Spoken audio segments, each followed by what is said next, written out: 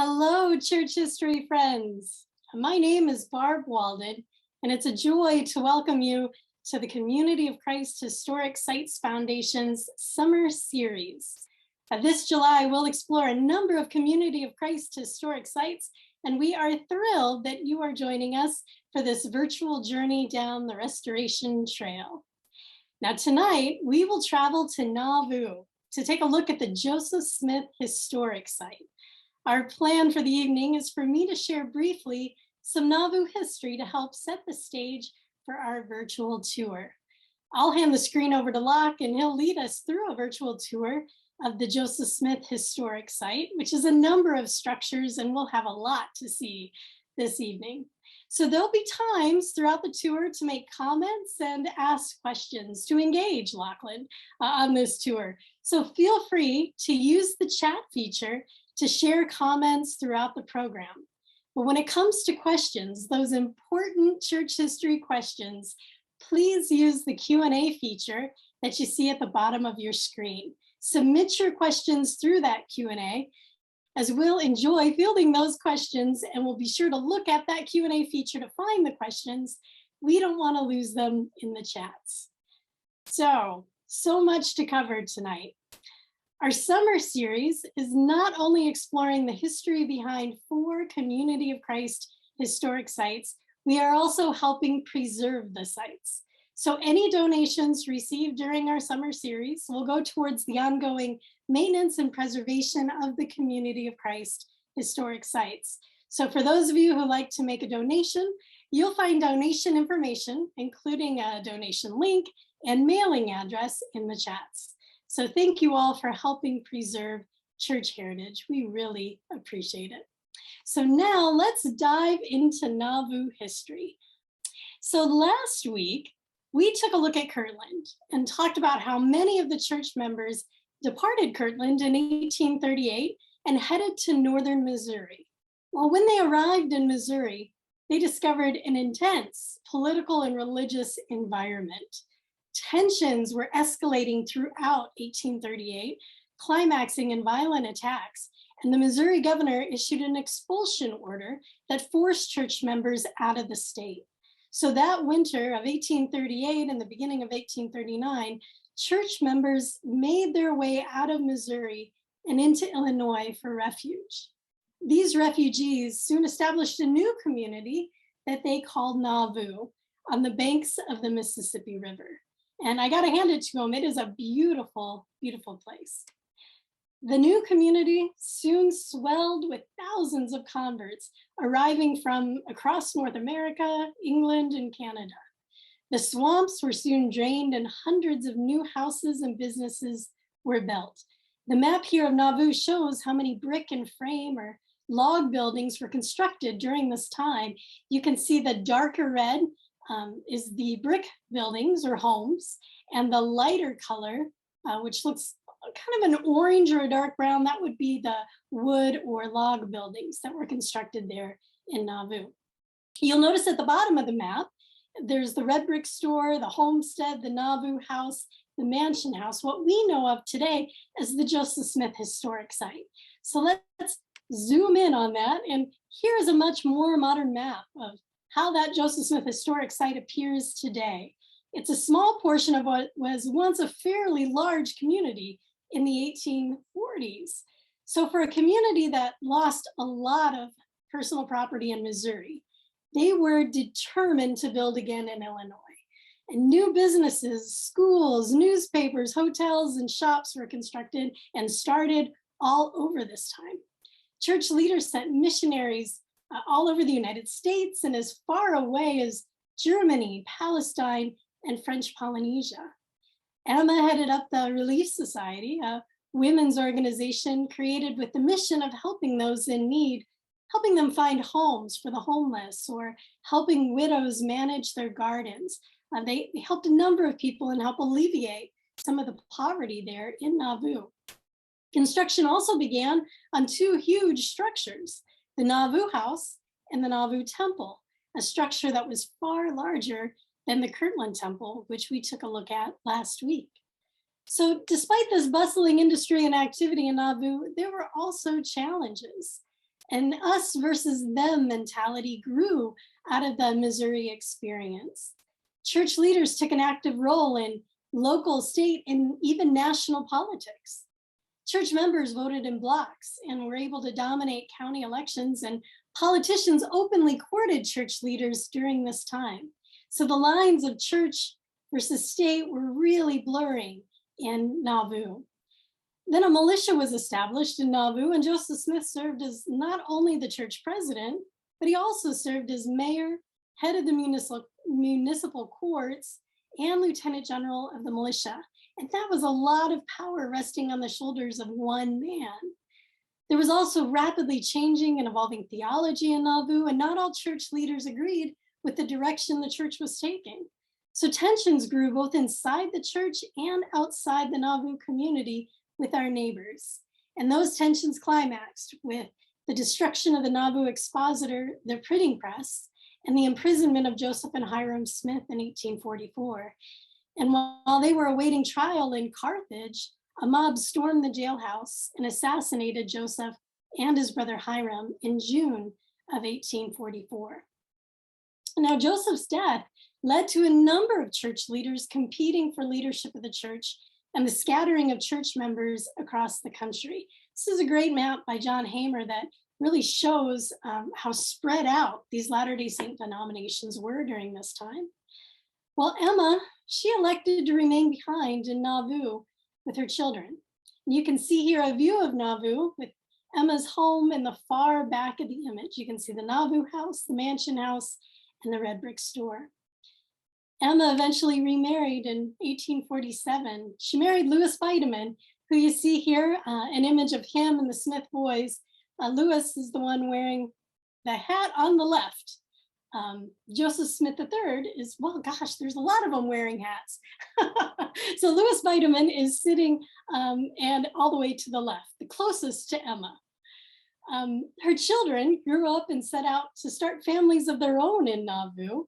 And for members of Community of Christ, it's easy to think that the story of Nauvoo, that Nauvoo history ends with Joseph Smith Jr.'s death in 1844. But that's not true. That is not at all the case. Rather, it's out of the ashes of Nauvoo, of 1840s Nauvoo, that Joseph Smith III and his family find themselves on a path towards the reorganization. The Nauvoo of the 1850s and 60s helped shape and mold the young reorganization and its leaders in a number of ways. It's in Nauvoo where Joseph Smith III learns significant lessons related to peace and justice, where he discovers his identity outside of his father's shadow. It's in Nauvoo where he is first approached by Samuel Gurley and Edmund Briggs, who you see here. These two guys were missionaries for the new reorganization. It's where he learns, where Joseph III learns to lead and work with a community that once rejected and despised his family. Nauvoo post-1844 is a time of formation. It's a time where the Smith family is being shaped and molded, and that is never more true than with Joseph Smith III. So Nauvoo is where Emma suffered, where she forgave, she learned to forgive, where she fought for justice and learned to love again, where she saw her children and her grandchildren grow. Nauvoo is where she attended a small RLDS congregation that worshiped in the upper room of the red brick store. And it's where she witnessed her children take leadership roles in the new reorganization. Nauvoo is also an impactful place for the next generation. The Mansion House, for example, is where David Hiram Smith and his wife Clara called home. It's where their son, Albert, was born. He served as a member of the First Presidency and Patriarch, or presiding evangelist, for a number of years. Alexander Hale Smith called the Mansion House home, and it's where his wife Elizabeth gave birth to their daughter Vida E. Smith, one of the women behind the great hymn, "There's an Old Path." But Vida was so much more than a hymn writer. She married the church historian and threw herself into assisting him with his research and writings. Vida also published 2 volumes of church history for the youth of the church and a biography of her father, Alexander Smith. So you could say she was a pretty big history fan, and it ran in her family. Vida's daughter, Inez Smith Davis, authored the book, The Story of the Church. And I bet a number of you tonight have read that book, The Story of the Church. So as the Smith family members passed on or moved out of Nauvoo, the properties were soon used by the church for hosting reunions and youth camps and events. So people traveled from miles around to share in worship and class and fellowship at the historic properties. Meals and housing at the Nauvoo House. There were baptisms that took place in the Mississippi River. A lot of things happening there at the historic sites. So by 1918, the RLDS, or Community of Christ Church, got more serious about preserving and interpreting the historical properties there in Nauvoo. And volunteers and missionaries led tours of the structures, and they helped maintain the buildings, some even staying in the buildings. So here you can see a young Morris Draper dressed as a tour guide in the photo on the right. He is standing the farthest to the right in that group of 4 men. He's the one farthest to the right. The other image features a volunteer inside the mansion house. It's inside a museum or an orientation room there in the mansion house where tours once began. So we got really skilled sharing the story of Nauvoo. And that's a little Nauvoo history as background in preparation for the main event tonight, which is Lach's virtual tour. So Lach, I'm gonna stop share and hand things over to you. Thank you, Barb. I will start sharing. And we are going to begin by exploring Joseph and Emma Smith's homestead. It is their first Nauvoo home. Just a little orientation. It sits on the south side of the Nauvoo Peninsula. Of course, Nauvoo has the Mississippi River on 3 sides, so you're looking south across the river. And then we're going to visit in a minute the Nauvoo House, the big brick building. And just to the left of the homestead is the Smith family cemetery, which we'll visit as well. When Joseph and Emma arrive, they move into a 2-story, 2-room block house. It's a squared log structure, 1 room down, 1 room up. No additions yet. It's probably built in 1823. The Smiths buy it from Hugh White. So they move in, and very quickly, it's very crowded. So in those 2 rooms, you got Joseph and Emma and 4 and sometimes 5 children and people who would pay to board with them. And by the fall of 1839, Joseph has gone to Washington, D.C. to meet with U.S. President Martin Van Buren and ask for help after being driven from Missouri. While he's gone, malaria is raging in Nauvoo. Emma takes in as many as 12 people sick with malaria, trying to nurse them back to health. It's so crowded in those 2 rooms, she has to move her family into a tent in the yard to make room for the sick. They desperately need more space. They get it in 1840. The keeping room addition goes on.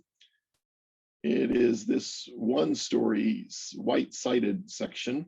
Once that goes on, it's probably the biggest room in Nauvoo when built, which means it becomes the center of community life until the red brick store opens in 1842. So pretty much anything that has to happen to run the church and much of what's happening to run the city taking place in this keeping room addition. We are always continuing our research in Nauvoo and occasionally learn new things. And one of the things that I think we have recently learned is that what we've often interpreted as Joseph Smith III's addition, 2 rooms down, 2 rooms up, we now think that's probably built earlier. It's probably there maybe by 1842.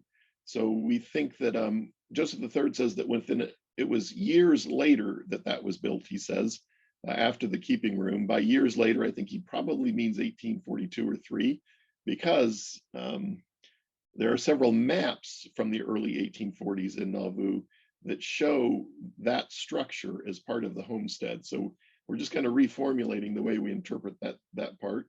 We interpret it still as it might have looked when Joseph Smith III was there, 1858 to 1866, but we now think again that it was built earlier. And tucked around the corner, you just see a little bit of a summer kitchen. That's a reconstruction. That's where Joseph Smith Sr. and Lucy Mack lived, Joseph's parents, when they first arrived.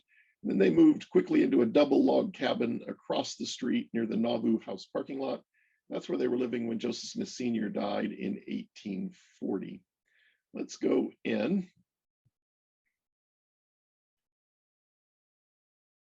Again, this is the oldest part of the house. Stairs behind this door would get you up initially to one room above, and later to two more rooms in that four-room addition. Probably Emma Smith's walking stick in the corner, used perhaps later in life. Over the mantel, a musket, one of the type of weapons used by the Nauvoo Legion. A sampler here by Eliza Follows. It's a church family from the 1830s, but not in Nauvoo. They were not in Nauvoo. We'll move into the later edition. Again, we have this furnished and interpreted as it might have looked 1858 to 66, the time that Joseph Smith III with his family is here. He had married Emmeline, also known as Emma Smith. They have a growing family. He's been elected Justice of the Peace. They need more room, so they are here in the house. A quick story. You've probably heard most of these Joseph Smith III stories, but I'll tell one anyway. One that I think really says a lot about Joseph III as a man. Late in life, he's in Carthage, Illinois. He sees a man in the shade of the courthouse in a wheelchair.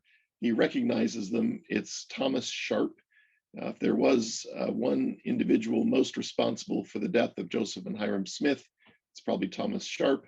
Joseph Smith III said good morning to this man and continued on his way. But when some of the church members found out about that, they were annoyed, upset, angry that Joseph III had dared to speak to this man responsible for the death of his father. That made Joseph Smith III angry. And he replies with an article in the Saints Herald called Required to Forgive. And he makes it abundantly clear that he has forgiven this man, that any justice to be had was in the hereafter. There had been a trial in Carthage and people were acquitted. So any justice to be in the hereafter, and that we were required to follow the example of the Savior on the cross when he looked up and said, "Forgive them, Father, they know not what they do." So just a little insight into the kind of person Joseph III was. We have this one furnished as a children's room. The little green table here, a Smith object, and the washstand in the other corner. You can get a better look. That one was at Haun's Mill. Just outside this window is a cellar, and under that cellar door, you see just the edge of it here. Now that's a newer one, but in the 1840s, in that location was one of Joseph Smith Jr.'s hiding places.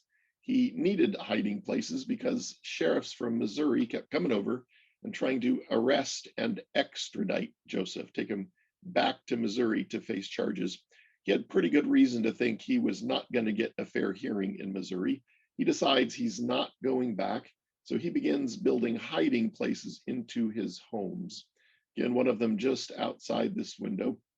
Joseph III describes it. It's now gone, but there were cellar steps made of wood going down into the cellar underneath this room, and they built a hidden hinge into those steps.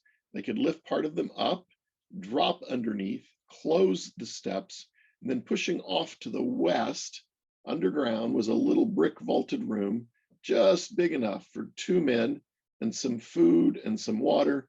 One of Joseph Smith Jr.'s hiding places that he had to use on several occasions. Imagine how frustrating it would be, though, trying to run a city and a church under those conditions. In fact, he spent something like 80 days in hiding, summer and fall of 1842. Imagine how difficult that would be. Finally, out of frustration, Joseph heads to Springfield, Illinois, turns himself into a federal judge for an extradition hearing. The judge is Nathaniel Pope, P-O-P-E. Joseph's attorney is Justin Butterfield. So here's a paraphrase of Butterfield's opening statement in defense of the prophet Joseph Smith. "I never dreamed," he said, "that I'd be standing in front of the Pope, Judge Pope, defending the prophet of the Lord in the presence of holy apostles, surrounded by beautiful angels." Well, that's a reference to the fact that there were ladies in the courtroom. including, it seems, Mary Todd Lincoln, Abraham's new bride. There was such a thing as celebrity in the 1840s. It's not the Lincolns, not yet, it's Joseph. And people had turned out from all over to witness that hearing. Butterfield, not just funny, but talented, got Joseph released. On the way home, church leaders wrote a song called the Mormon Jubilee, 14 verses long. They would sing it at every stop on the way back, praising Governor Ford and Judge Pope and anybody else they could think of. They get home, they rest for a week. The 12 call for a day to be set aside in fasting and prayers of thanksgiving. So imagine the whole city shutting down for these fast meetings. And one of those meetings took place here in the keeping room. And then on the next day in this room, Joseph and Emma host 75 of their closest friends with the children for a celebratory feast. It took 4 seatings to get everybody fed. Joseph and Emma wait on the tables themselves. They sing all 14 verses of the Mormon Jubilee. Eliza R. Snow apparently thought that 14 verses didn't really capture the joy in their hearts. She wrote another 16 verses. They sang those as well. Somewhere in the midst of that celebration, Joseph announced that it was not only a jubilee for his safe return, it was also his 15th wedding anniversary. It was probably only Emma who noticed that it was really 16 years. I'm going to pause and we'll step outside. Any questions about the homestead at this point in time? We do have a couple questions. Benjamin Rousseau asks, just that front room with the musket is the original log house? The back area, is that built on? Yep, so just the front area, one room down, one room up. That's the original home that the Smiths move into. And then this goes on in 1840. We're not real clear on when the summer kitchen goes on, but it probably goes on shortly after. Well, it must be shortly after this. There's some evidence to think it might have been there earlier, and maybe. And then, within a few years, probably, we're still trying to figure out an exact date. This addition to the west, 2 rooms down, 2 rooms up. So 3 different periods, not counting the summer kitchen. Benjamin also asks, do we know what charges those were in the court case you described? Yeah, what were the charges against Joseph? So there are 3 extradition efforts that take a significant amount of time. And the first and the third are related to the Mormon War in Missouri. And I guess, I need to go look and see the exact charge, but it probably had something to do with treason. We had accidentally attacked the Missouri State Militia at Crooked River, thinking that they were a mob. And we kind of brought those extradition attempts on ourselves. We put together hundreds or maybe even thousands of redress petitions, and we sent them to Washington, D.C., saying we were illegally expelled from Missouri, and we lost the following items when that happened. Might have been, 20 acres, a gun, 5 bushels of corn, a horse, a house, my rights and privileges as a Missouri citizen, and we would put a dollar value on that. And our hope is that the federal government would force the state of Missouri to provide us with redress, and that's the money that we were going to use to pay for the land we're buying in Nauvoo on credit. As part of those arguments, we said, Joseph's clearly not guilty. Missouri knows where he's at, and they haven't even bothered to come get him. Well, of course, Missouri immediately starts sending people over to come get him. So the first and the third attempts are related to the Mormon War. The second attempt, which is specifically the one where he ends up going to Springfield in front of Judge Pope, that is related to an attempted assassination on Governor Boggs.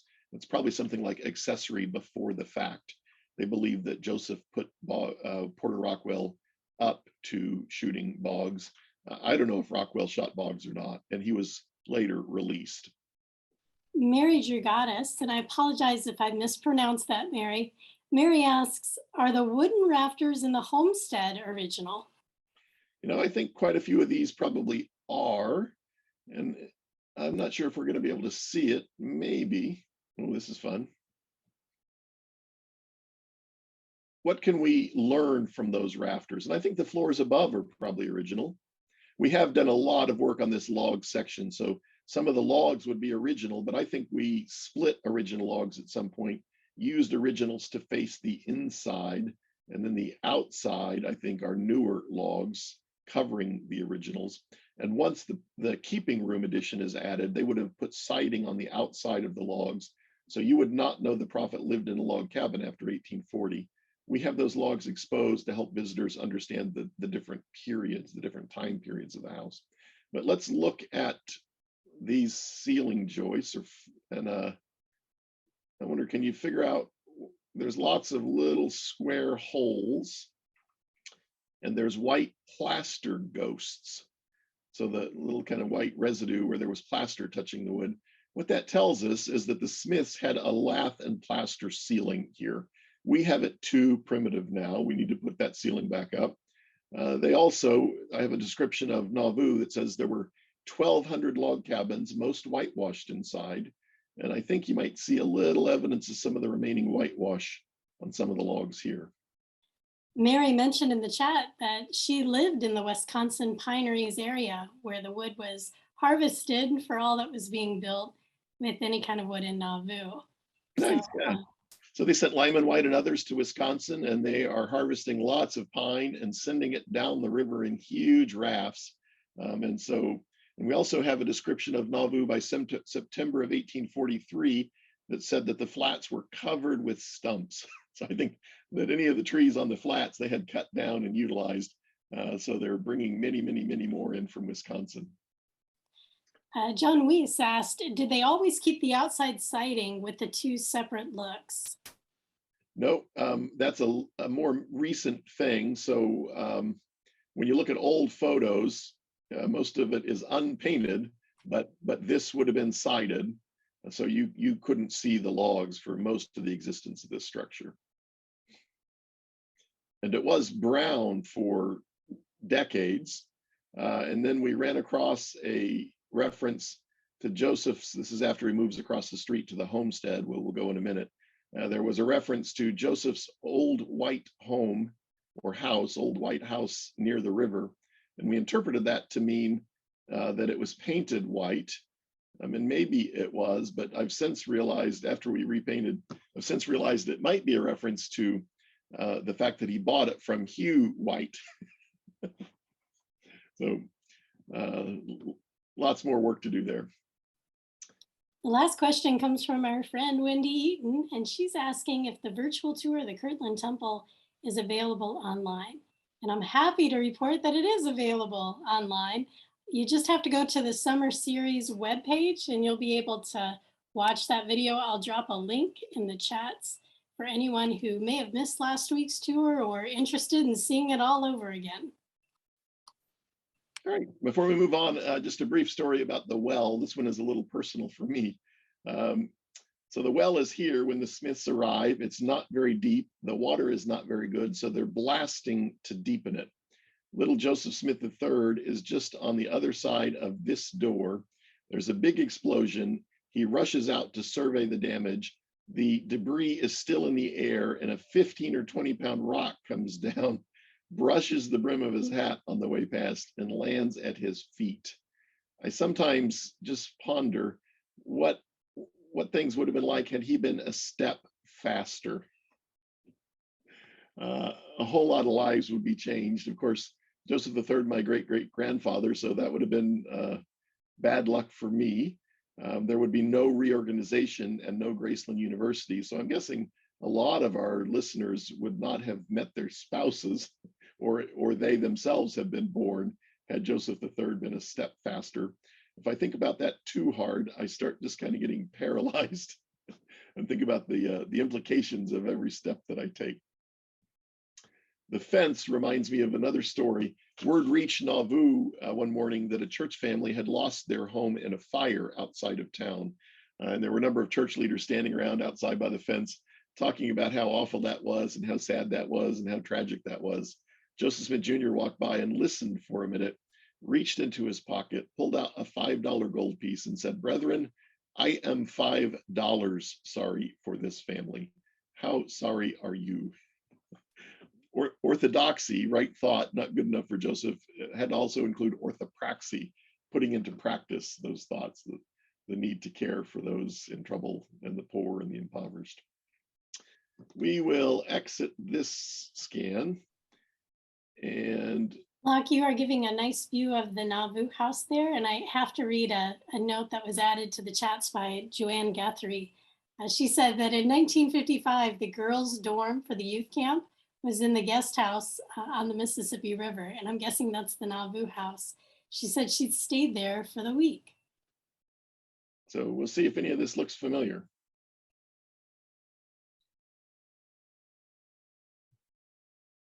So we are now in the Nauvoo House. So this was going to be a massive brick hotel. Well, let me go back outside for a minute and show you a few other details. So a massive brick hotel. They hope to put 300 Nauvoo visitors in it, and it was going to be Joseph and Emma's home. So as you figured out, it was bigger than what you see today. It was going to be 120 feet long, running from north to south to this existing corner. And then it was going to run 120 feet east. So 2 wings, L-shaped, 4.5 stories tall is the plan. One of stone, you see remnants of that here, and it runs all the way down. And then 3.5 of brick. This building was important to the Latter-day Saints in ways that I do not understand.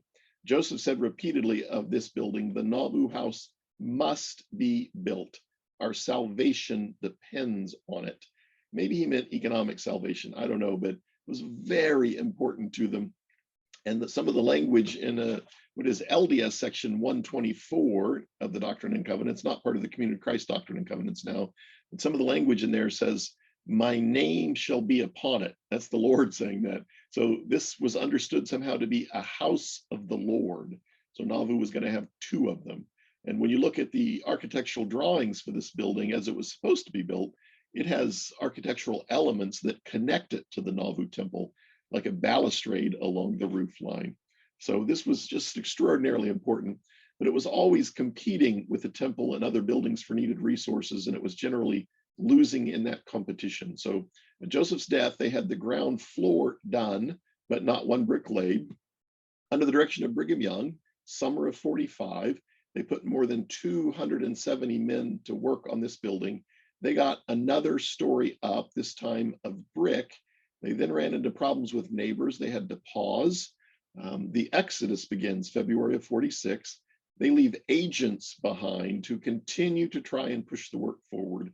They get another 4 feet of brick put up. So it's not shown in this image, but it's about here they finally make it to.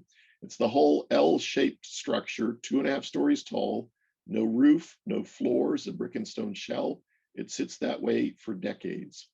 3.5 years after Joseph's death, his wife, Emma, remarries. She marries a man named Louis Bideman. Decades later, he starts taking brick and stone from one of the wings, putting it on top of the 1840s southwest corner. He creates what you see today. They call it the Riverside Mansion, and Emma and Louis are living here by 1871.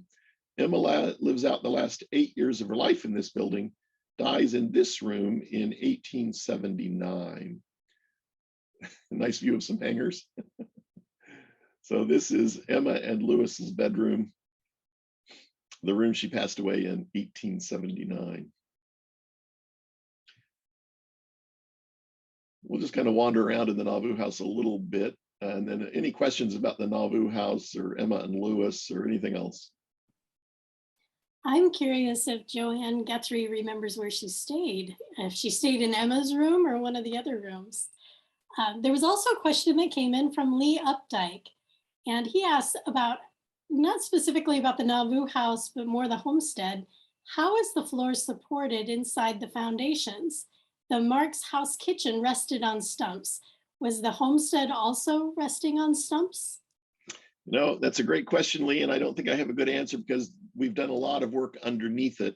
We put a cellar in later and put some heating and air conditioning and fire suppression equipment down there, which would be different from the Marks house. We did dig part of the Marks house basement out just a little bit, but there's been enough work on the homestead that I don't know that I can tell you originally how that was reinforced. I'll have to climb under there again and see. There are some limestone piers in a few spots, but much of it is gone. While we have Lee Updike on the line, I'll mention that the photo that I showed of a tour guide standing in the mansion house in what looked like a museum or orientation room, that gentleman's last name was Updike. So I'd be curious if Lee had any family members that would have volunteered in Nauvoo or worked in Nauvoo in the 1930s, 40s, and 50s. I kind of think Lee did, but he can jump in. This room is the parlor, and it was Emma's parlor, and it was where her funeral took place. This room is Emma's kitchen, and it's still a kitchen today. This closet, there's a great story. Charlie Bideman, Louis Bideman's son, who Emma took in and raised, was getting into a flour barrel in this closet one day when lightning struck the roof of this building. There was apparently a ground wire. There must have been a lightning rod, so a ground wire coming all the way down, kind of down along the stairs and down through this room. And so the lightning came down that ground wire, and it hit Charlie and blew his shoes off. But he was okay. The only thing not okay was a chicken done in by it, and I'm pretty sure that we know what Emma and Louis and Charlie had for dinner that night. Just in case anybody stayed on the third floor, we'll just have a quick look. For Emma and Louis, the third floor was storage. That's what it looks like today. Dorm style housing, not luxury accommodation, but it is hard to beat the location. All right, we'll move over towards the mansion. Leah reported back to us that the photo of the man was his father, Elwayne Updike. Very exciting. Very exciting. We also heard back from Joanne, and she said that she stayed in the room away from the river and on the first floor, is what she remembers. She remembers we had to go down several stairs to get to the ground behind the house. So thank you, Joan, and thank you, Lee, for getting back to us on those questions. We also have a couple of questions in the Q&A. Mark Hensley asks, is the Nauvoo House usually available for housing tourists? The Nauvoo House is available for groups, and I think there's a 20-person minimum. Actually, I don't care if there's just one of you as long as you pay for 20 or more. And it is very difficult to book in July because there's a lot of demand, but in most of the rest of the year, there's pretty good availability. So it's nice for kind of family reunions, small youth groups, those kinds of gatherings. Sherry Amos shares that I have very fond and warm memories of the Nauvoo House when I attended an older youth retreat there in the 1980s. Benjamin Rousseau asks, could you remind us the dates of the hotel again? So the Nauvoo House was being built in the early 1840s, but never lived in the early 1840s. It was finished, as you see it substantially anyway today, by Louis Bideman, and Louis and Emma are moving in December of 1871. Two more questions for you. David Grant asks, is the Clark House at Sydney and Hyde still standing? That's where the mail guide stayed in the summer of 1974 when I was there guiding. The Clark House is still standing, and Fred and Myra Elliott are hard at work doing an adaptive reuse and bringing that back into service as volunteer housing. It was hit by what is probably a straight line wind in the early 1990s and split in two from top to bottom, split in half. And we were able to stabilize it years ago, but it's been sitting, waiting for somebody who cares deeply about it to do something. And our volunteers, Fred and Myra, are doing amazing work on the Clark House at the moment. Our last question is a Carthage question. Caleb Rogers asks, when Joseph Smith was killed in 1844, Which room was he killed in? Joseph was killed in 1844 in the jailer's apartment on the second floor of the Carthage jail. So they were upstairs, second floor, jailer's apartment, next to the jail cell, but not in it. It's just at the top of the stairs. So apparently the Warsaw State Militia, acting independently, storms the jail. I think it's the Carthage Greys, the Carthage militia, that are supposed to be guarding it, but they apparently were in on it and had loaded their guns with gunpowder, but no bullets or musket balls. They fire off what are fake shots. The mob rushes up the stairs, shooting through the door. Somebody had smuggled a pistol into Joseph. He's shooting back and he hits a couple people. Hiram is hit apparently through the door. They manage to push the door open. Joseph is hit and either falls or jumps out of a window and lands next to a well. John Taylor was hit and hurt pretty severely. Willard Richards was in the room. He was apparently pushing against the door, but when the door swung open, Willard got trapped in the corner of the room. So imagine the door kind of close enough to the corner that when it swung open, it made an enclosure between the door and the two walls. And I don't think the attackers even knew Willard was there. And as I probably would have done, he just stood there quietly until they left. So Willard was unscathed. There are two more comments. Wendy Bacon mentions that the Nauvoo House housed the archaeological crew in the 1970s. And Paul DeBarth commented that Rena and he heard footsteps and the swish of skirts in Emma's room one night in the early 1980s when we stayed there. What other evidence do we have of her continuing presence? So we have some wonderful stories about Emma's continuing presence. We also have some mischievous interns who occasionally dress up in 1840s clothing late at night and generate some of those stories of Emma's continuing presence. Now, I'm not suggesting that's what happened to Paul and Rita. In honor of Steve Smith, I should say that the very first youth camps anywhere in Community of Christ took place in the Nauvoo House. That's where our camping program had its beginnings. And one more question about the Nauvoo House, and I promise this will be the last. John Weiss asks, what is the story about the Book of Mormon manuscript and the Nauvoo House? So Joseph placed in the cornerstone, which was in the southeast corner, so not the corner we could see in the photo, but southeast corner. Joseph placed the Book of Mormon manuscript, the dictated manuscript, apparently saying something like, "I've had trouble enough with this." I don't know what that means. It might just be, the effort to try and protect it through all those years. But he placed it in the cornerstone, sealed it up. Unfortunately, moisture made it in through the following decades. After Emma's death, Louis Bideman found the cornerstone, opened it up, found the materials inside, and gave pages or fragments or chunks of paper pulp to family and friends and visitors. About 28% of that manuscript has been found and conserved now in the collections of the Church of Jesus Christ of Latter-day Saints. Okay, before we go in the mansion house, just to help you get your bearings, this is the intersection of Water Street and Main Street. Main Street begins and ends on the Mississippi, since remember we're on a peninsula here.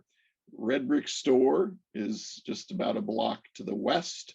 Homestead, catty corner across to the east. We were just looking at the Nauvoo House, which is just south of the mansion.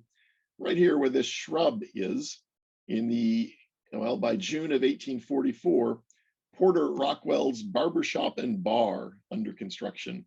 It was unfinished. They laid planks over the top of that building frame to make a speaker's platform.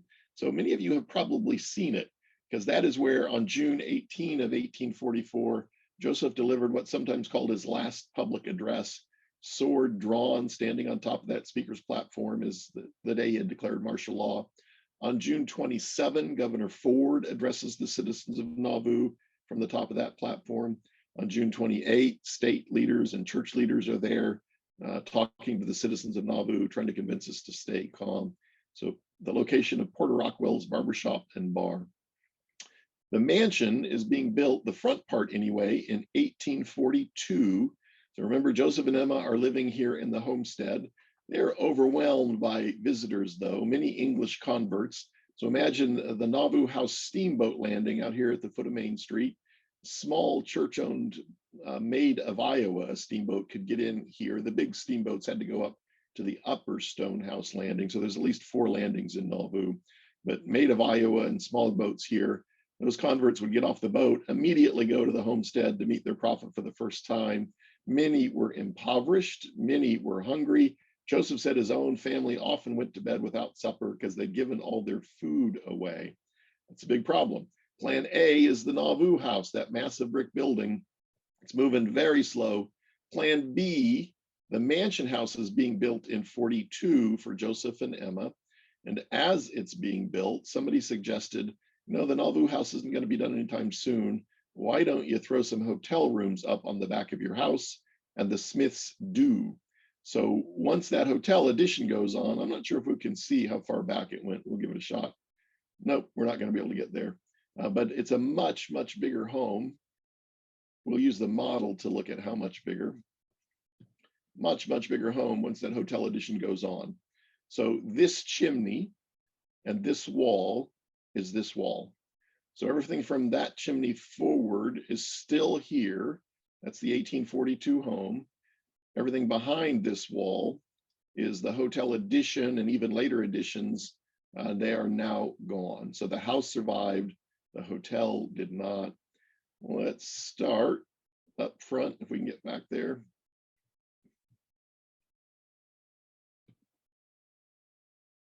In what was sometimes called a sitting room. We've often called it the ladies' parlor. This would have been the fanciest room in the house. This is where Joseph and Emma would hope to entertain their most important visitors. We have an account of Joseph taking supper in this room. He ate too much and he blamed Emma for overfeeding him. W.W. Phelps, another church leader, was there and said, well, Brother Joseph, you should do as Napoleon did. Just eat at a tiny table, big enough for you and one plate of food, and that way you can't overeat. Emma laughed and said, oh, Brother Phelps, you don't know Mr. Smith as I. He could never take a meal without friends at the table. Over the mantle, you see some of the best known images of Joseph and Emma. These are prints, the original portraits in Missouri, attributed to David Rogers, a Latter-day Saint artist from New York City who passes through in September of 1842. Just across the hall, the bar room. This is where you'd start your stay if you were coming to the hotel. We have accounts of Joseph sitting on the carpet in this room, pulling sticks with the Nauvoo police. Hopefully we'll make it to that room in just a minute. So stick pulling. This particular account said that Joseph could pull up even the stoutest of the Nauvoo policemen with one hand. I'm not sure if that tells us more about the prophet or the police. On one occasion, Joseph brought home unexpectedly for dinner several politicians. Emma had to quickly pull together dinner and dessert. For dessert, she fried dough and served it with honey. She said, one of those visitors, one of those politicians said, Mrs. Smith, this is delicious. What do you call it? A candidate, she said. A candidate? Why, yes, because it's all puffed up and full of hot air. That was the grandchildren's favorite story about their grandmother, Emma. They tell that over and over and over again. We'll see if we can get a better look. Maybe these are prints of Sutcliffe Maudsley watercolors. Maudsley, an English convert who had gathered to Nauvoo, he would somehow trace your profile and then fill it in. So we think these profiles are pretty accurate. That's Joseph in his lieutenant general's uniform, Emma in her horseback riding habit. I think these are in Salt Lake in the collections of the Church of Jesus Christ, but I need to confirm that. We'll try and make it back into what starts as Emma's kitchen. The green chairs at the table, I believe to be original to the home. There's a little high chair hiding here that I also think is a Smith object. So this room starts as Emma's kitchen, but fairly quickly the Smiths realized that innkeeping is not going to be the best use of their time. So they lease the hotel operation to Ebenezer Robinson. When they do that, they have to give up almost the entire house, not just the hotel addition. So as part of that, though, as part of the compensation for the lease, Joseph and Emma and their family get to take their meals from the hotel dining room, which means Emma doesn't need her own kitchen anymore. And they convert this room into a private sitting parlor for the Smith family. Joseph and Emma spent their last New Year's together in this room. Somebody had rented out the hotel dining room, was just behind this space for a larger celebration. Joseph and Emma chose not to attend. They instead gathered quietly here with John Taylor family for a more subdued evening. Again, the model that'll help you understand what it looked like with the hotel addition on. So the addition had a large public dining room downstairs, and then we think probably 10 hotel rooms upstairs. I think Lucy Mack probably ends up on a room downstairs in the back here. Emma's kitchen, which becomes the private sitting parlor for the family here. This dining room was just on the other side of this wall, is where they had the public viewing for Joseph and Hiram Smith, June 29 of 1844. Imagine something like 10,000 people coming down the hallway through the porch, past through a door here, into the dining room to pay their final respects. We'll see if we can make it to the second floor.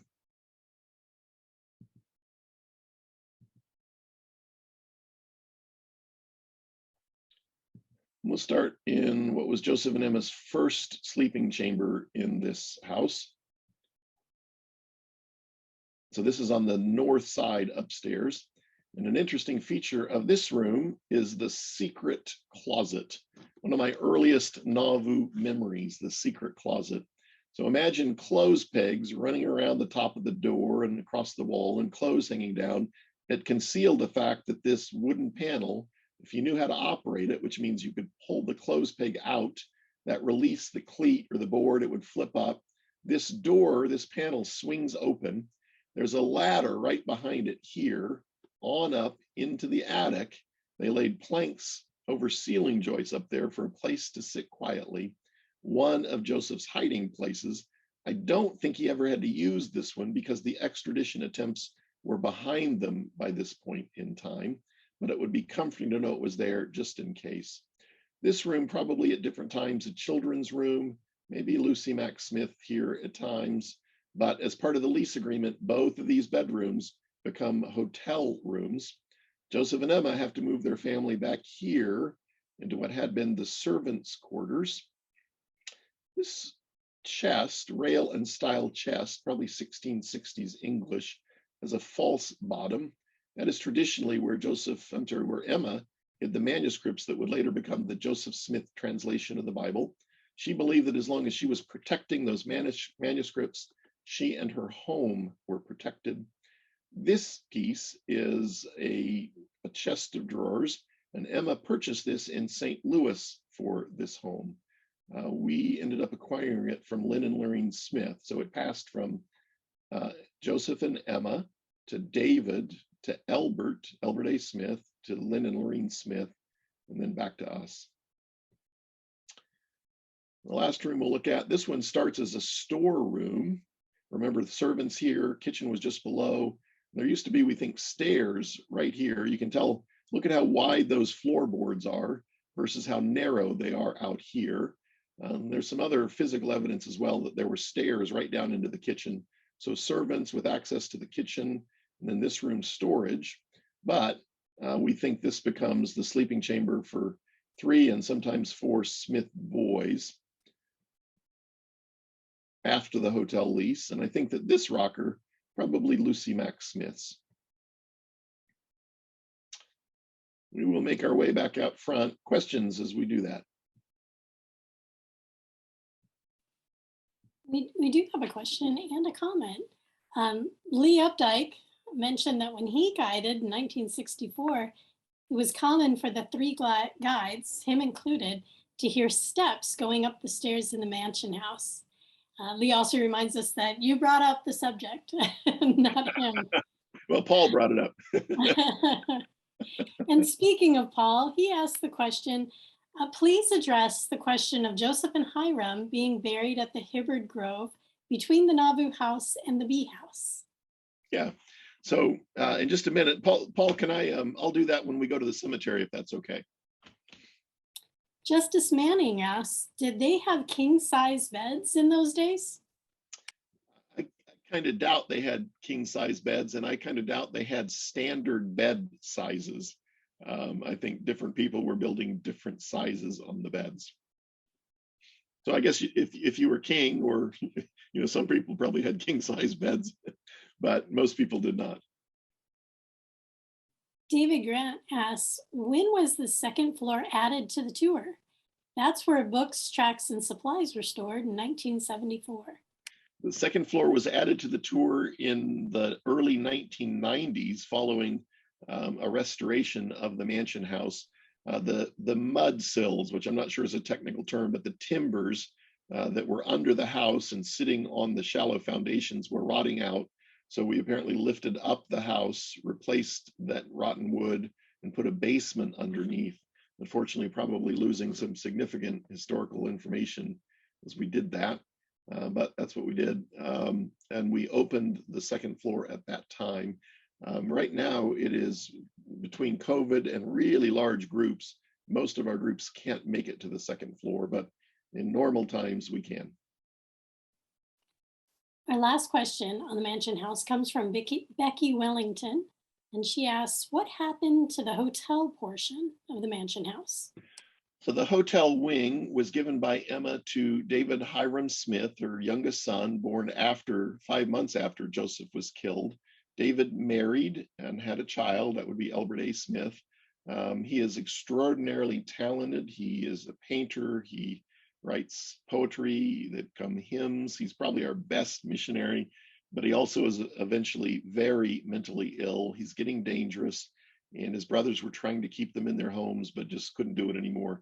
So he was institutionalized in 1877 in Elgin, Illinois, in an asylum there. And so as a result, not able to care for his part of the house. I also think it had been built very quickly, and in some ways was kind of temporary because the Nauvoo House was Plan A. So between all those factors, it is falling into disrepair. The other brothers were trying to help, but they're ministers. They got no money, and they were not able to maintain it. So it was torn down in 1890 in order to save the front part of the house that you see here. All right, we'll go to the red brick store, and then we'll finish in the cemetery. A plus to doing this virtually is we can do things kind of chronologically rather than in the order in which we walk across them on a tour. All right, so we are on the second floor of Joseph and Emma Smith's red brick store. This opened for business January 1841, with Joseph himself downstairs behind the counter on opening day. Joseph wrote a letter to a friend that day and said, "I love to wait upon the saints and to be a servant to all." He also loved to give his followers credit, even if they couldn't pay him back. That's wonderful for the profit of the church, but a problem for a storekeeper who needs to generate a profit. So even before the store opens, Joseph leases it to Willard Richards. But as part of the lease, Joseph is able to maintain an office on the second floor that you see here. And as a result, this big lodge room or assembly room becomes the place where the principal business of the city and of the church is conducted. Now, day-to-day stuff here too, school for the children, art exhibits, magic shows, rope walking exhibitions, but really important stuff as well. This is where the Female Relief Society of Nauvoo was organized, with Emma Smith as first president. They find work for the widows and food for the poor. This is where the foundations of endowment rituals, as understood in the Church of Jesus Christ today, are introduced for the very first time. Lots of succession-related history here, the Joseph Smith III succession blessing, for example. This is even where they had the campaign convention that selected Joseph to be their candidate as an independent for United States president. His campaign platform, his presidential platform, survives. It's called General Smith's Views, and he lays out in there what he's going to do for you if elected. Among other things, he's going to be rid of slavery by 1850 or sooner. He's going to slash the number of elected officials in Washington, D.C., and slash the salaries of those that remain. Joseph said, I'll pay them $2 a day. That's more than a farmer makes, and a farmer works an honest day. He's going to throw open prison doors, tell the prisoners to go and sin no more, and then turn those prisons into centers of education. You might be getting a sense as to why Joseph was controversial. Some historians think his death was at least a statewide political conspiracy. I'm not completely convinced, but the church newspaper, the Times and Seasons, that announces the deaths uses the headline "Awful Assassination," which even today carries political overtones. After Joseph's death, others tried to run stores here, but soon most of the potential customers are heading across the plains. By the 1860s, the Smith family's olive branch is meeting in the room that we just left. And by the 1890, the building had fallen into disrepair. The Smith boys' church work had taken them away, so they were not here. And they make the decision to tear it down. That happens 1890. We put it back up in 1980, actually in 1979, to celebrate the 1980 sesquicentennial of the church. You see here N.K. Whitney's writing desk that he later gave to Joseph Smith III, telling him that the pen is mightier than the sword, a reference to a gun and a knife that Brigham Young and George A. Smith had given him. The pen is mightier than the sword. I'm going to give you my writing desk. That later was given by Joseph III to his brother David, and went to Elbert, and went to Lynn, and then came back to us. Questions about the red brick store?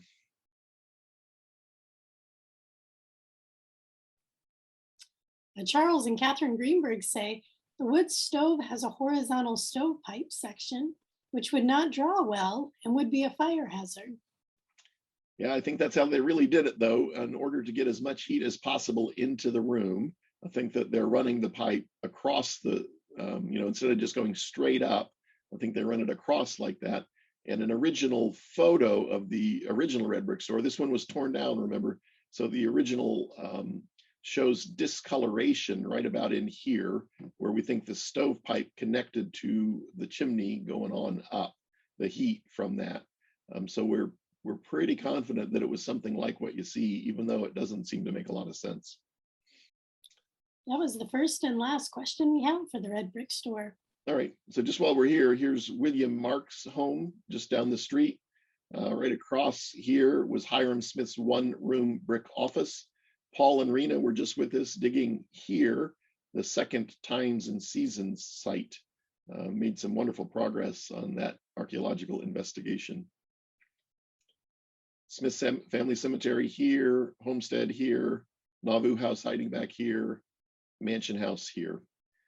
And we'll escape and then go to our last stop, which is the family cemetery. The cemetery is maintained as part of a partnership with the Joseph and Hiram Smith Family Foundation, which is now the Joseph Smith Sr. and Lucy Mack Smith Family Foundation. So they're kind enough to fund the maintenance of the cemetery. We very much appreciate that. The sign here is a list of the folks that we believe to be buried here, maybe 24 in all. So I want to tell you the story of the burial and reburial and reburial, and there might be one more reburial in there, of Joseph and Hiram Smith. So they are brought back from Carthage in wooden boxes. They have a public viewing in the mansion house, as we talked about. They take those bodies out of the wooden boxes, replace them with sand and gravel, send those boxes out to what's now called the Old Pioneer Burying Ground for a mock funeral, mock burial. The bodies, though, are buried secretly that night, probably about here where the little stone building sits. That was the northwest corner of the unfinished Nauvoo House, so in the cellar of that building. They're there until about November of 44, when they're moved even more secretly to under this little building, sometimes called a B house. That's a reconstruction. So they're under the brick floor of the cellar of this building. Emma later tells her children, who later tell their children, the graves are not far off the corner of the homestead underneath a little outbuilding, but after many decades, the outbuildings are long gone.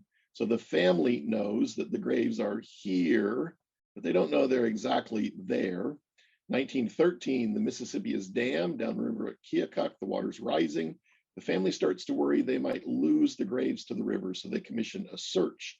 January 1928 under the direction of W.O. Hands, who's Barbara Hands Bernauer's grandfather, I think.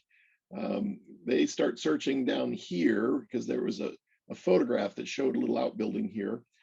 They had, again, 2 men bailing, 1 man digging down there in January, pretty cold.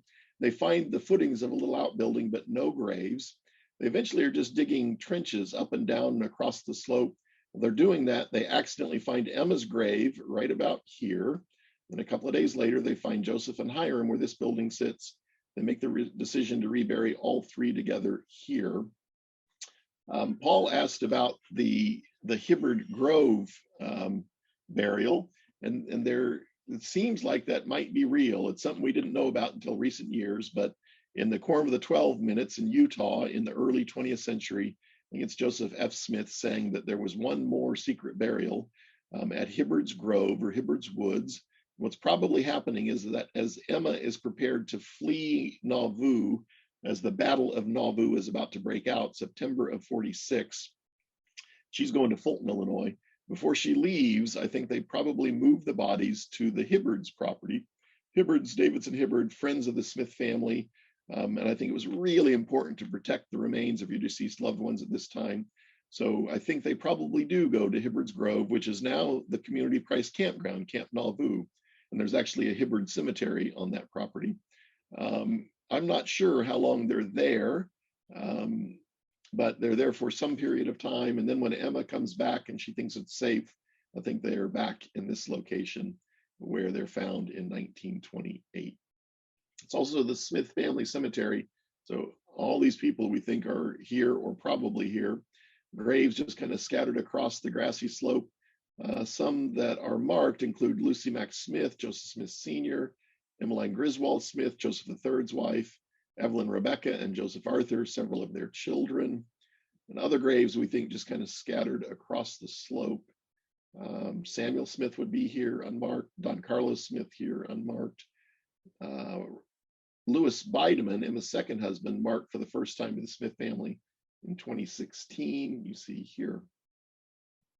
Questions on the family cemetery or anything else?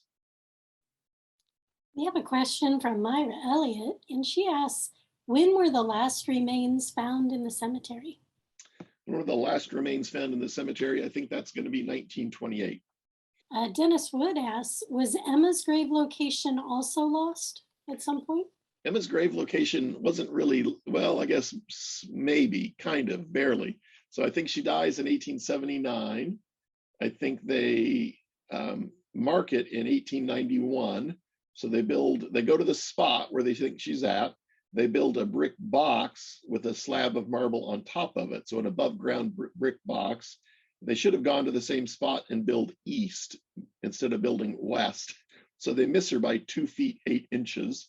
And that is why I think they accidentally find her. They're thinking, I bet Emma would want to be buried near Joseph. Let's search for Joseph near Emma's marker. Well, since she wasn't under the marker, but right next to the end of it, that's why they accidentally find her. Charles and Catherine Greenberg ask, were the bodies of Joseph and Hiram embalmed? Otherwise, all the reburials would have had deteriorated bodies.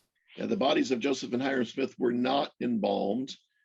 Even during the public viewing, they were burning tar and sugar and vinegar to try and make it bearable to be in the room. So they would have been decomposed.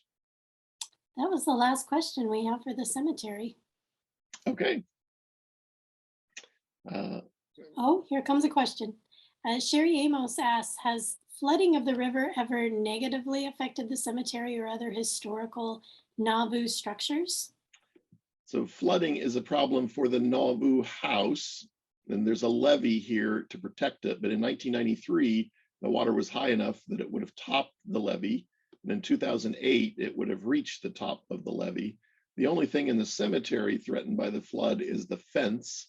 Often it would go completely under down in this corner. So no graves threatened. Once we knew where the graves were, no graves threatened, but the fence would go under. So we've moved the fence up a little bit to try and keep it out of the water.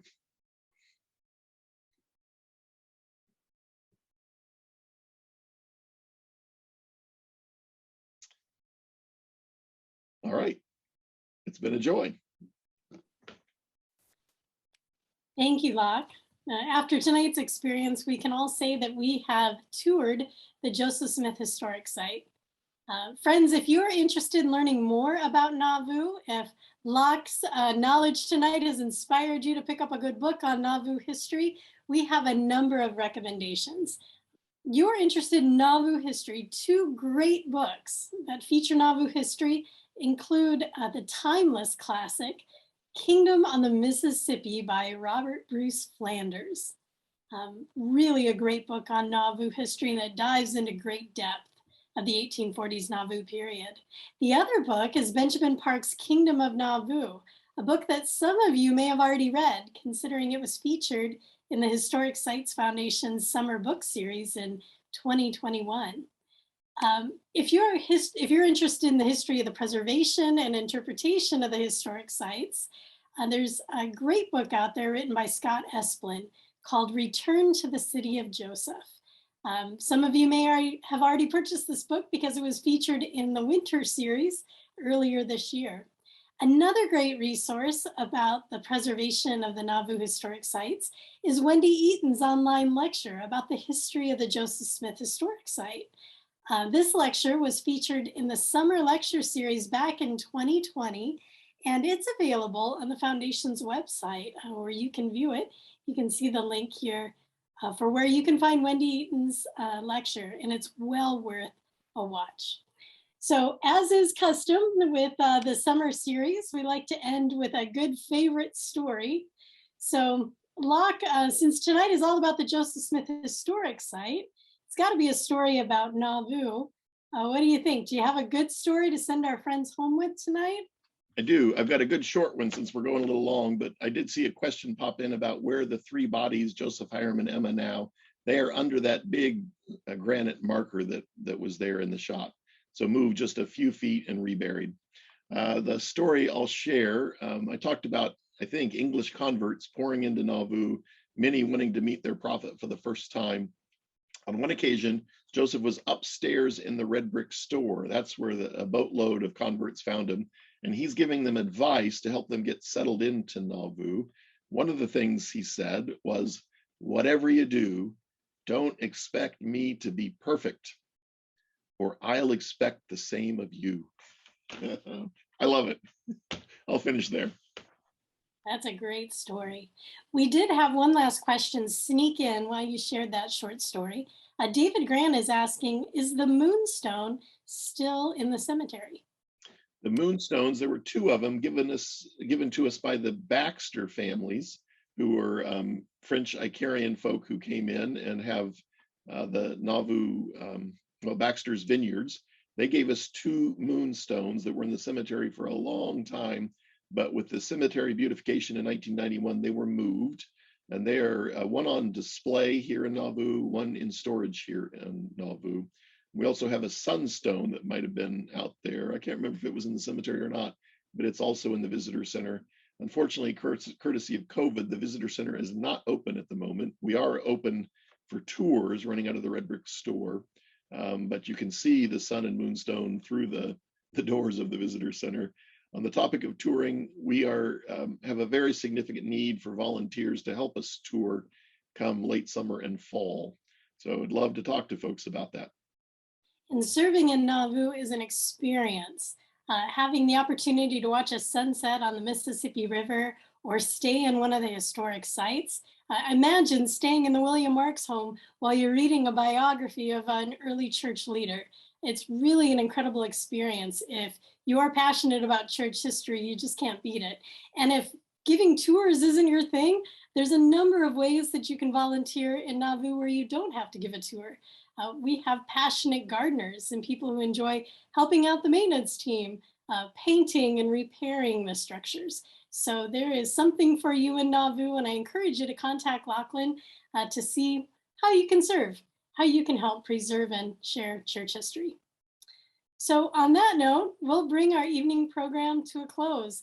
Thank you so much, Lach, for the virtual tour of the Joseph Smith Historic Site. That was awesome. And thank you to all of our friends in the audience for submitting excellent questions, for digging deep into the historic details during the tour. We hope you all will join us next week as we explore the history behind the Plano Stone Church in Plano, Illinois. They like to say they are the original stone church. So if you haven't already registered, be sure to do so on our website, and I'll drop the link in the chats now. That'll take you to where you can register. So we started off the night with a song from the 1840s period in Nauvoo, a song that was based on a poem written by someone named Laura. So tonight we're going to end the evening with a song written in the 1860s by David Hiram Smith.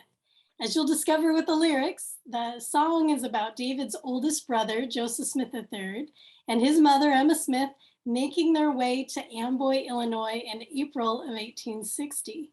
Daniel Harmon will sing it for us, and the words will appear on the screen so you can sing along. It's a real catchy tune and a wonderful way to end a wonderful evening. So thanks again, Lach, and thank you, everyone. 1, 2, 3, 4.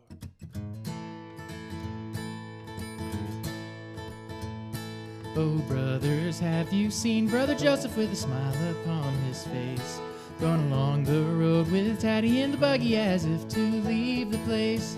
He heard the word way up the river where the Amboy conference is. Then he took by the hand his dear old mother, and he's gone to take his place. Since Brother Joseph's gone, the blessing's sure to come, for it must be that we soon shall see the great millennium.